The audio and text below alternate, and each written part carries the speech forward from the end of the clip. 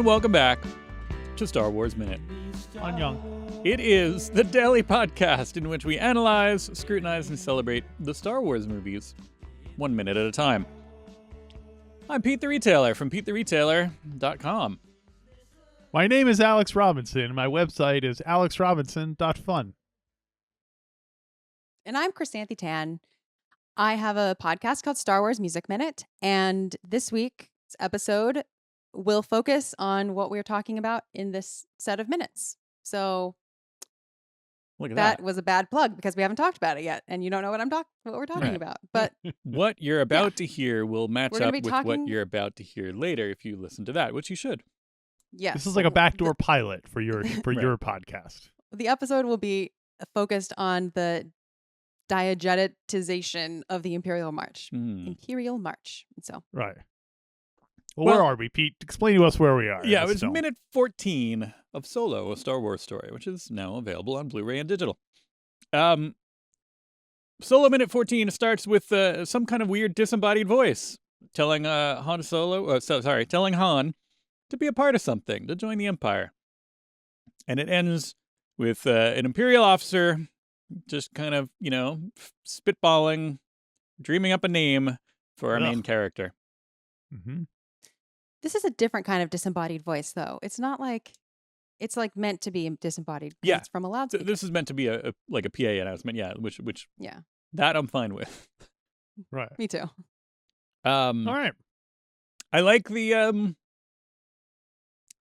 the recruiting booth in the airport is I think it's a good touch. It's convenient for us here, sure, but it's also like in a world where you have, a lot of people traveling Doing and kind of maybe wanting to hide and get away from things. It fits with the world that we know this to be, the kind of slightly seedy, but we kind of, you have to imagine that this Han joining up this way is not the only time that kind of thing happens, where somebody's more or less on the run or not sure where to go, doesn't have anywhere to go, and they end up, in the arms of the Empire, which is, how they restock these vast armies. The movie Stripes, similar opening. Yes. Wait, doesn't he? Is it in the airport that they? No, it's not in the airport, No. but he basically has nothing else to do, so Right, he yeah. joins up for the army. Right. So, I've not heard of that movie. it's a Bill Murray comedy from the early 80s. Oh, so Right.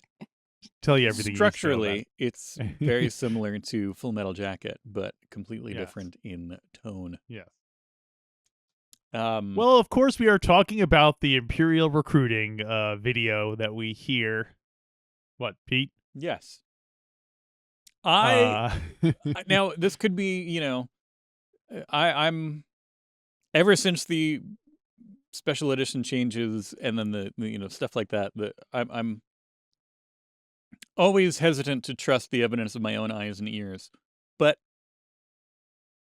I seem to recall that the Imperial March was much more prominent and direct in the movie when I saw it in the theater.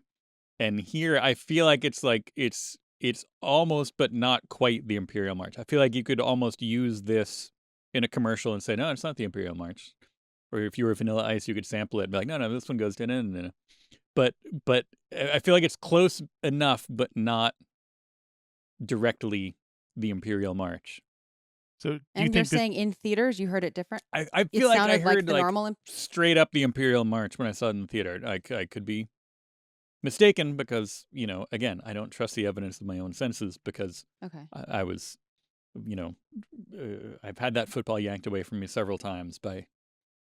It feels like the most likely explanation would just be that you remembered it being bigger, and then when you saw it now, you're like, oh, it's not nearly as of a big moment as you probably remembered it being. But although, again, with the mixes and everything these days, I think maybe Pete is saying that he heard this actual, like, you're not just saying you heard it louder in the theater. You're saying to you, what you heard in the theater sounded like the Imperial March. And now it sounds like not only is it softer potentially, but it sounds like the music itself has changed into a different version. Yes. they couldn't get the rights for the video release, so Right, they had exactly, to do exactly. a knockoff of Right. it. This is like the Okay. Yeah. Well, I can't even. I'm like the DVDs of the state where they had to replace all those songs. Well, we certainly have an expert here. What can you let me tell tell us? you about Is this. it in fact a knockoff, or is it a genuine article? It is a. How do I even start? Okay, it's a diegetic instance of the Imperial March, obviously, because it's playing from the recruiting video. Mm-hmm. Now, it's a propaganda version of the march, and it is definitely different than the way we hear it in the score. This is the version of it. Okay, there's like a bit of a backstory behind it. But let me play a little bit of it.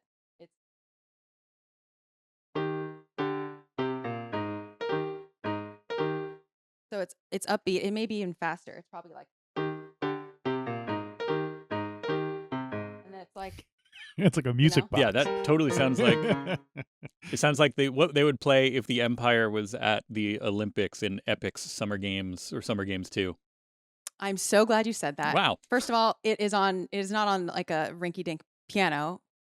It is on like horns or whatever, trumpets. But still, it is fast, upbeat. It sounds like little. It sounds more patriotic. like a college march, like something like a football team would be playing during their thing. Okay, great entry into this conversation. I'm so excited. Okay, so John Williams. Okay, to understand the story, John Williams, first of all, is he's a big fan of Edward Elgar, who is a British composer from the turn of the 20th century. And so just keep that in mind because it'll come up in a second. Okay. So John Powell knows that. John Williams is a big fan of Elgar. And so that's one piece of information. Another piece of information is that John Powell is very he's British for one thing. And he is pretty anti-British Empire. So he's making an anti-British Empire joke here.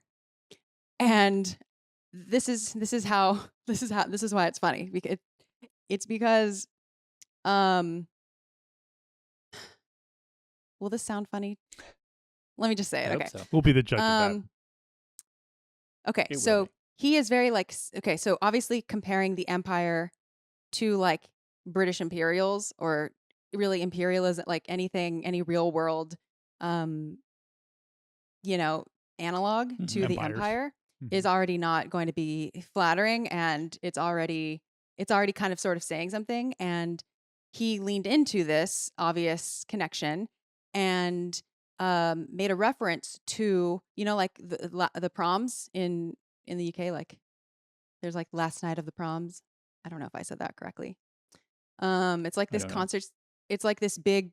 Okay, the proms. I believe I was hoping that you would know more details about the proms, but I just know that it's like this big thing in Britain, in London, maybe, that has been going on for a century. I don't know.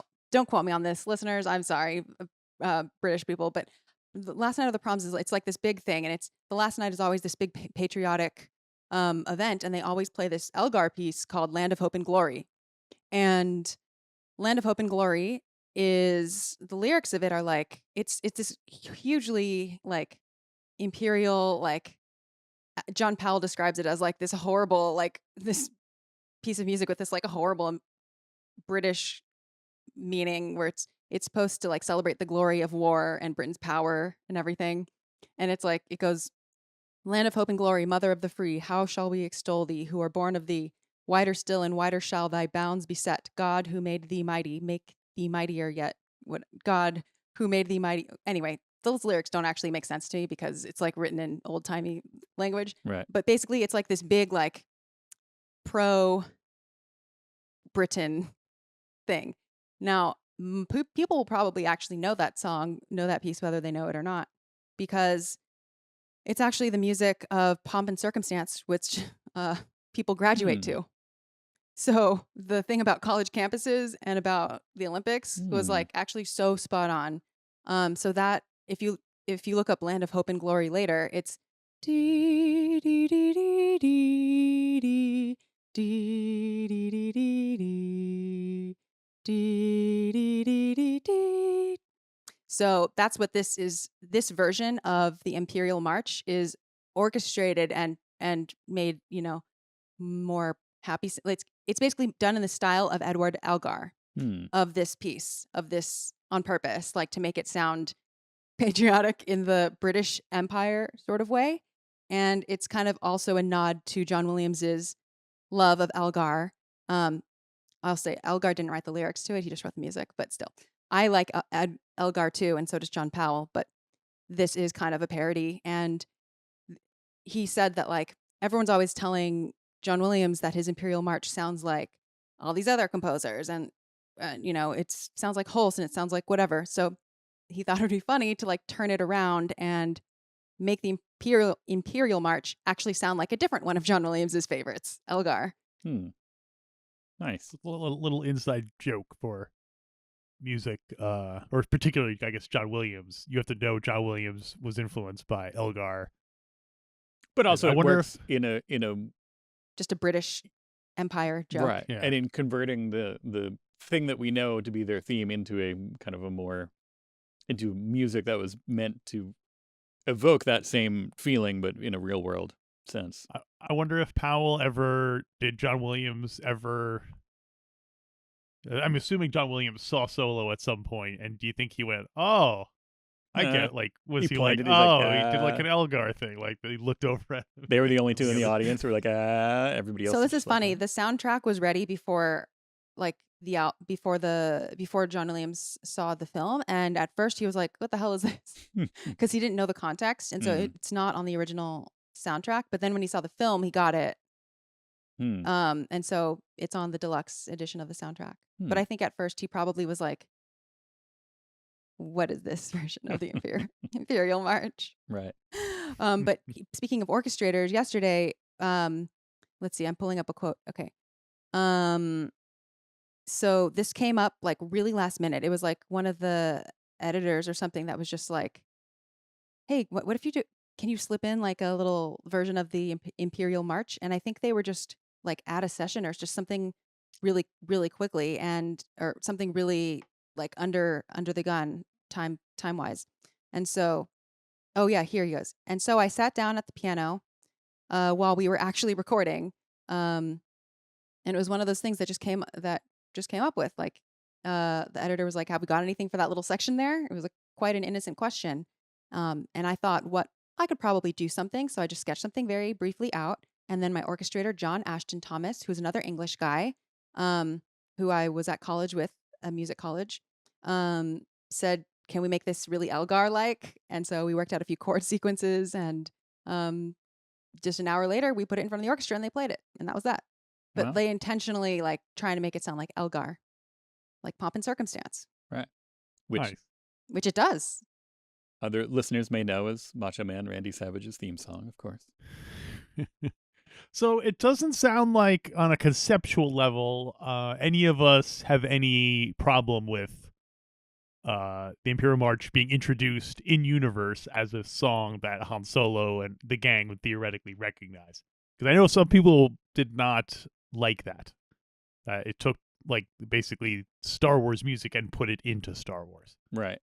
Your thoughts? I'm confused by I don't know how I feel about it, especially because it's this more. I think I like that it's this more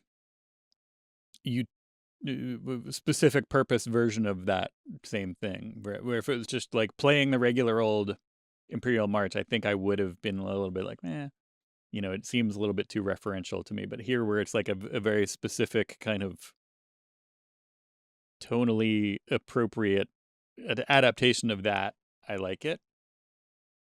I think. You think it should have been the Indiana Jones theme, and he should have like rolled his eyes and been like, "Next" or whatever. On the jukebox, it was playing Indiana Jones. Like, no. He played the theme from Mosquito Coast and Regarding Henry, and he's like, no. I think I agree. Yeah, I think I like it. Well, do you like it? didn't answer your own question. I like it. I don't. It seems kind of like a little wink kind of a thing. I mean, if Yeah. you Yeah. know, it doesn't bother me. I could understand on some level people being mad, but it seems like you're taking it too seriously if that's the case. Right. Well, I don't think people are taking it too seriously if they don't like it.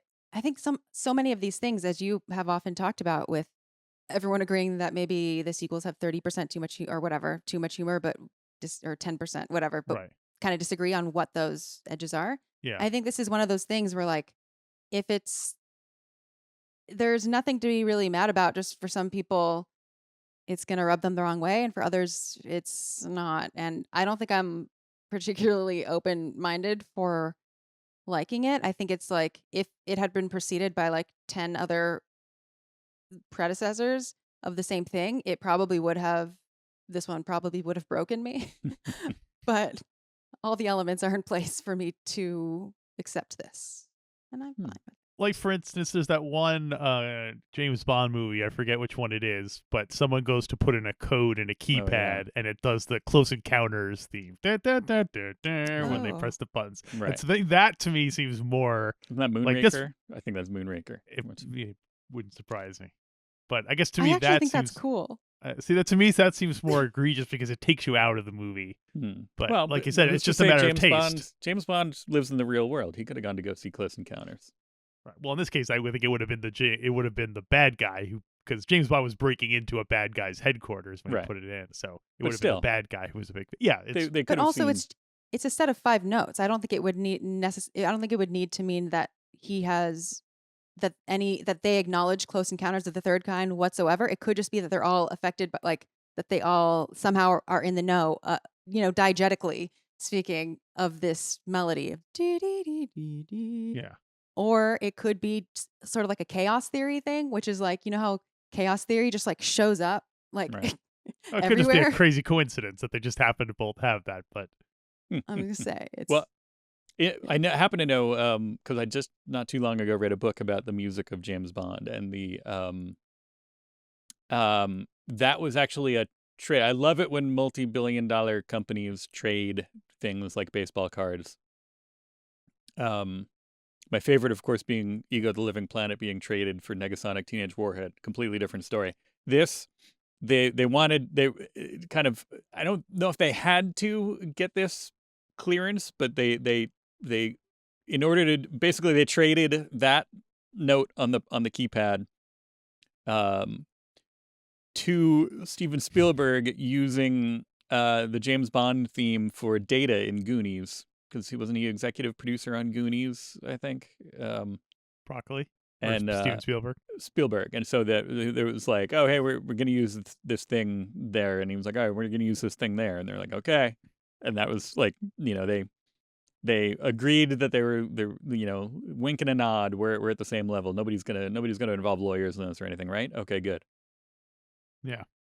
Really, that's interesting. What book was it? What book is this? I think it's just called something like The Music of James Bond, and it goes movie by movie through all the movies, all the music written by James Bond.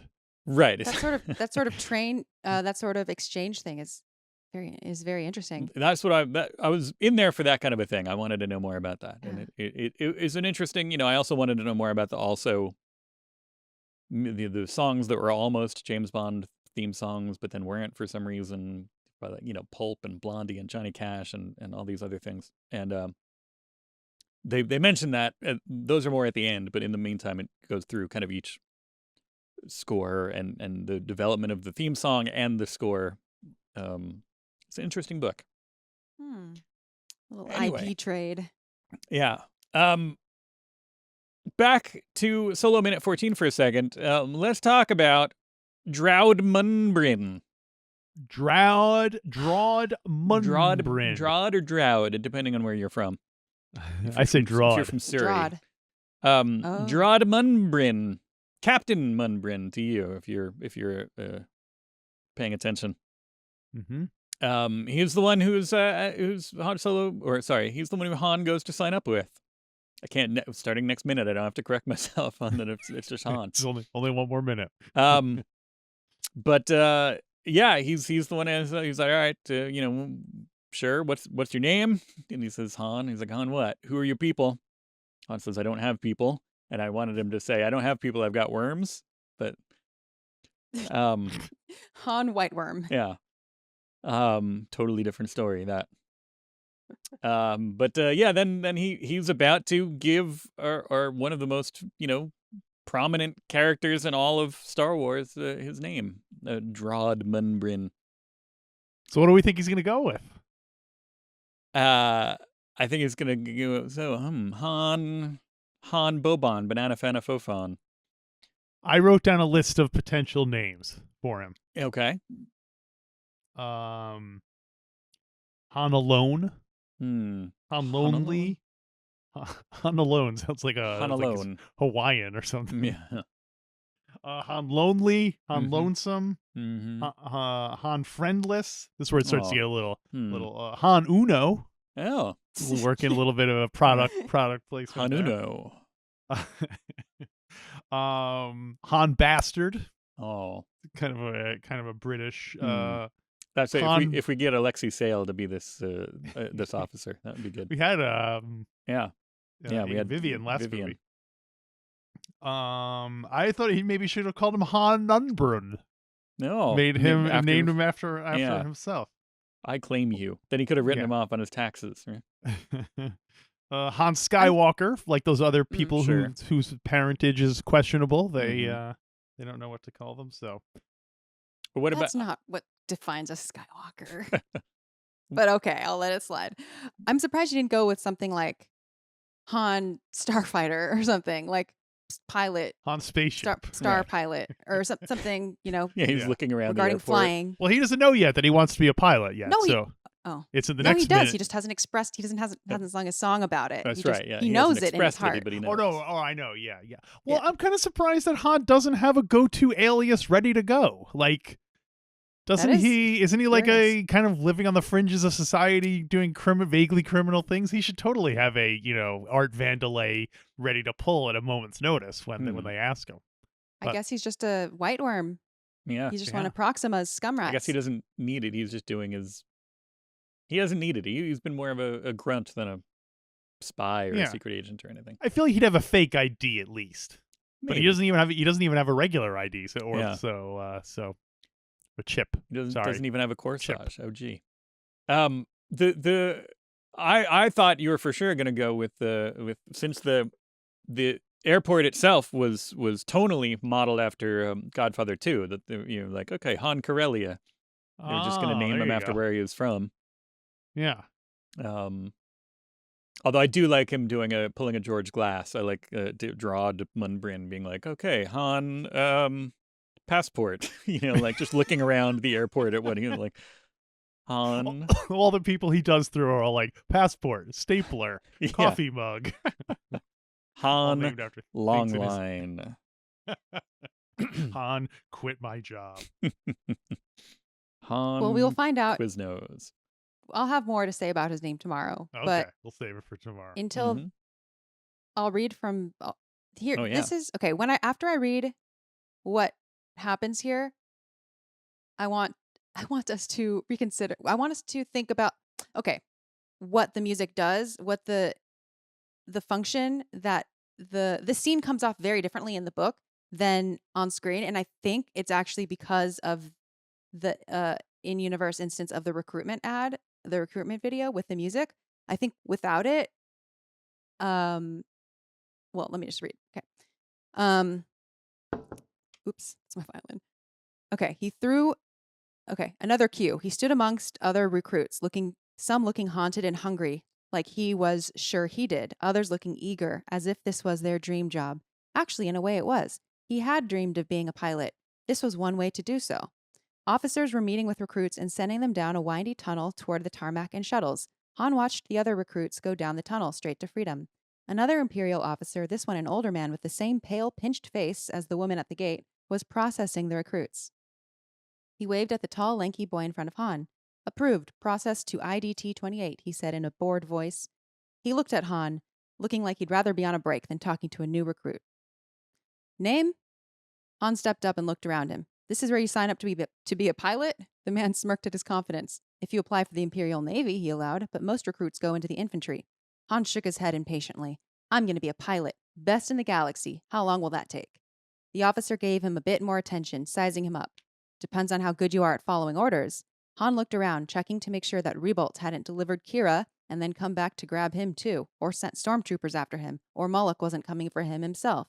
The officer tapped on his desk to get Han's attention. Why, you got somewhere to be? Han focused back on him grimly. Yeah, back here as soon as I can be. The man chuckled. I don't hear that much. What's your name, son? Han. The man waited, but Han didn't say anything else. Han what? He asked. Han frowned, confused. Han was his name. It had always been his name. He didn't have another. Who are your people? The man pressed. His people? His family was gone. The White Worms hadn't been family. The closest thing he had was Kira, and he didn't know her people's name either. Neither seemed to be the answer the officer was looking for. He shrugged. I have no people. I'm alone. The words hurt more than he had expected. The man made a note on his keypad. Han, ... Blank. Han whoopee. Now, So what I find interesting is the beginning of that part, that which is like, it's hard to see when it's hard to understand when the light bulb goes off where he's like, the Empire. right. Because they didn't have the score in there. Yeah. Or like the video or Right. whatever. That was like a show. And here it's hard to tell that. Yeah. It is interesting that the Imperial video is kind of hyping up, like, be a part of something, see the galaxy and all that stuff, when those are all things that basically that would be his decision later on when he was talking about joining the rebellion. You know what I mean? It's like, right. it's like one way or the other, you got to be a part of something. You either got to be a part of the Empire or you got to be a part of the rebellion. It's like your destiny. They're all the same thing, dude. Don't join, yeah. But they're not using that. The rebellion's not using that as a propaganda to join them. Aren't they? Aren't they? No. But really, aren't they though? Some of them are. Who are your people is a weird way of phrasing it, I think. Not a bad way, a weird way. So I mean, maybe he was trying to translate. Maybe he was thinking that Han, that his. I guess doesn't he has understand what a last name. Yeah, he doesn't understand the question. Yeah, essentially, like maybe he thinks it's a linguistic thing. So he's like, I know who are you people? Like, what's your family name? Essentially. Yeah. So. Yeah, I don't. Let me tell you that this. Go ahead. This interaction was the very first thing written for this movie. That Really? when Lawrence Kasdan first pitched it, apparently, so he was like, "Hey, I want to make a movie about Han Solo." That before that was even like an idea of making it. Essentially, he was like, "Oh, let me do this." And he was like, and here's how it goes. He's signing up for the Empire, but he doesn't have he's just been out on the street by himself, like. And this scene almost, I'm not going to say verbatim, but just like this scene and the way it plays out was basically the pitch for Solo, for this movie, that he was like, and here's how it goes, like all the way back at the beginning. That sounds right. I'm stunned to hear that. It's an odd, it's a strange. I'm stunned. I hadn't read that until recently, and I was like, huh, all right. Like that was enough to intrigue people? Well, then I'm sure he threw in some other things, talking about a lot of worms in it. And it is Lawrence Kasdan, so he's got some clout, so you can just be like, check it out. We're going to tell the story of Han Solo, and here's how it goes. First of all, aside from that scene, we also have a scene. Amelia Clark gets in a barrel of eels. Huh? Right. What do you think? Like, oh, all right, now you're talking. But yes, was the Chewbacca part also one of those pitched scenes? I don't know. Okay. He's like, and then there's a scene where he says, "What's your name?" And then Chewbacca says something, and he goes, "I can't call you that." Close up on his toes. How about I call you Chewie? And that's the movie. I love this. I love the Lawrence Kasdan pitching voice that we're doing. But Lawrence Kasdan left. Mud wrestling, for a while, right? But it's with Han Solo and a Wookiee. Maybe later they shower. What did you say, Chrysanthe? What was your question about? Did Lawrence Kasdan like part ways with the production at a certain point? I know that he was like not happy with how the film came out. I think. I don't think so. We haven't been. It's very I little don't really behind know the scenes too much. information. Yeah, I Yeah. know. I'm drawing a lot from, and I'll reference it tomorrow. But Jake Kasdan posted a whole bunch of behind the scenes stuff, and he doesn't seem to. Who's that? His son also another. Oh, John. John? Did I say Jake? Jake, I thought, was the son. I don't know. I don't know. Jake and John are both his sons. Look at that. Oh wow. Oh, You're boy. both right. Yeah. But I believe Jake it was the. Let's see. Oh, maybe not. The reason I remember John is because I was like, wow, so many Johns on this movie. John Williams, John Powell, John Kasdan. Right. 3 Johns. Why did I think it was? Oh, was it John? Jonathan Kasdan? Jonathan Kasdan. Solo, a Star Wars. Yeah, right. All right. So I've been thinking it was Jake the whole time, but it was John. You're welcome.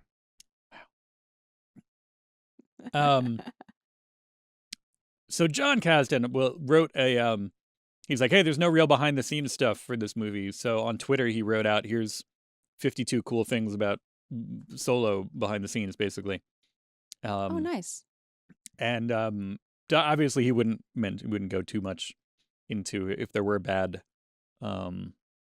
vibes, but I think I think Lawrence Kasdan is credited with the whole thing, and I don't think leaves to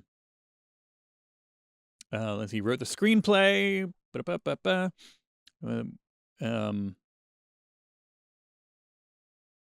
and doesn't say that he dipped out at any point. So Okay. I think Interesting. the final product is mostly largely him and his son, with some there were other people involved, obviously, as it went through, but Kasdan's son. Films are like this black box sometimes. When you get enough people in there, you don't really right, who's what? you don't really know who to blame or I've give praise. already been fooled once. That I thought the thing with The Rock and Lady Proxima totally seemed like a Lord and Miller thing to me, but apparently it was pure Kasdan. So Pure Kasdan. that's all I have. There's a bunch of stuff that's going to carry over into minute 15. We got a lot of stuff to talk about for tomorrow. Chrysanthe, can you come back for one more episode? Yes. Last thing is there's a hum in the background. Like it's so loud. It's like very distracting during this minute. Oh, It's like not on my recording. no, Okay. in the film. Like I don't know where it's coming from. Like it's supposed to come from somewhere. Like maybe just an airport hum. It's like Ambient hum. but it's a hum. Right. It's like when electronics make noise. Maybe is It's it like a Brian machine is Eno's doing music something. for airports? That must be it. There you go. Spaceports. Yeah. Brian, yeah. So Brian, hopefully that hum is gone in the next minute. Yeah. Brian Solo's music for spaceports. I can come back tomorrow. Thank you. Tomorrow's my birthday. Oh, Oh, happy birthday. and now Thank we're you. legally allowed to play Happy Birthday because now that's all been settled. Oh. We'll have to play it just with a couple different notes to. Right. All right, everyone, get your instruments We'll out. play the Summer Games version of Happy Birthday. So, on that note, hey, speaking of music, speaking of the songs that we've been talking about, here's the how about the song that closes every episode of this season of Star Wars Minute. That's right, it's Han Solo, We Wish We Were You by the Underdog Night Soldiers, and it's available wherever you can find music. Recommend you go check it out on your Apple's Musics, your Spotify's. We didn't determine whether or not it's on Napster yet, but it's out there. You can get it and listen to it. Hey, then why not? After you're done, come back tomorrow. Listen to another episode of this Star Wars Minute. Star Wars Minute. Minute.